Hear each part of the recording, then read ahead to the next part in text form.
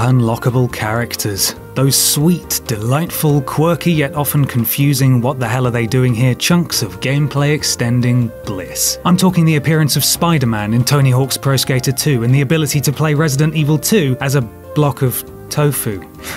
Why? Sadly, these slices of utter madness are far more likely to be sold as premium DLC than anything found in today's vanilla games, but that doesn't mean they didn't happen. And today we celebrate a few of the weirdest from the even weirder world of wrestling games. I'm Ben from What Culture, and here are the 10 weirdest unlockable characters in wrestling video games. Number 10. Sue and Pamela, the Ring Girls. To reflect the shift in WWF's direction to feature more violence, profanity, and sexiness, wahey, WWF Warzone featured not one, but two ladies with large chesticles. Not too weird, right? Wrong. The first is Sue, who features in the season mode whenever a championship changes hands. She has the entrance and moveset of Bret Hart.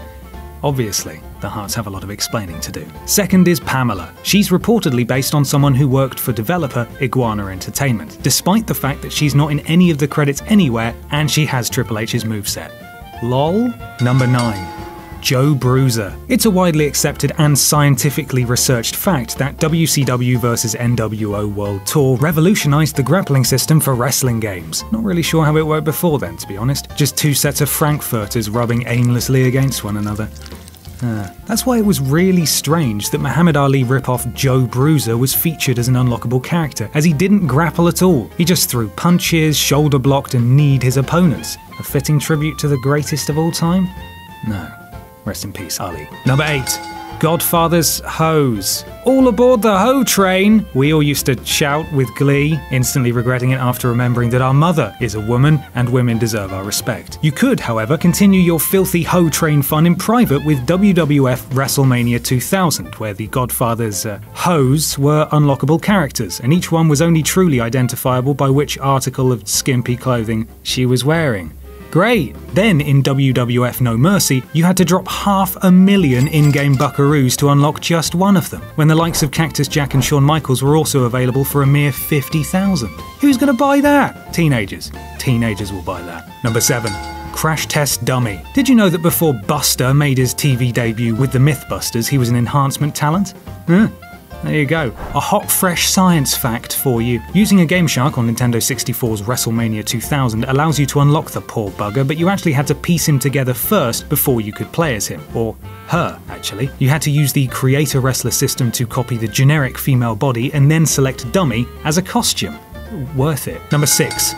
Yourself. Wrestling games were simpler in 1990, again, frankfurters, and it was but a distant dream for players to realise themselves or the entire cast of the Avengers in all their spandex-clad glory. WWF WrestleMania Challenge got around this in an admittedly ingenious way by introducing a generic character called Yourself. Yeah, so you can literally play with yourself. I mean, play as yourself. But with the likes of Randy Savage in the release, it was unlikely that players would ever choose to play as yourself. It's like if WWE announced that tonight's Raw will feature Stephanie's Resignation, only to debut a new wrestler literally called Stephanie's Resignation. Madness. Number 5. The Announce Team. We all love Michael Cole, right? Of course we do! Now win championships as him. Yep, WWF No Mercy let you play as WWF's various voices because that's what the kids are clamoring for. Supposedly. I understand the inclusion of Jerry the King Lawler, obviously, because he was an actual wrestler what done wrestling and stuff, but Jim Ross, Howard Finkel and Michael Cole? Why would you... Why? At least you can beat the crap out of the latter, I suppose. Number 4. Turok.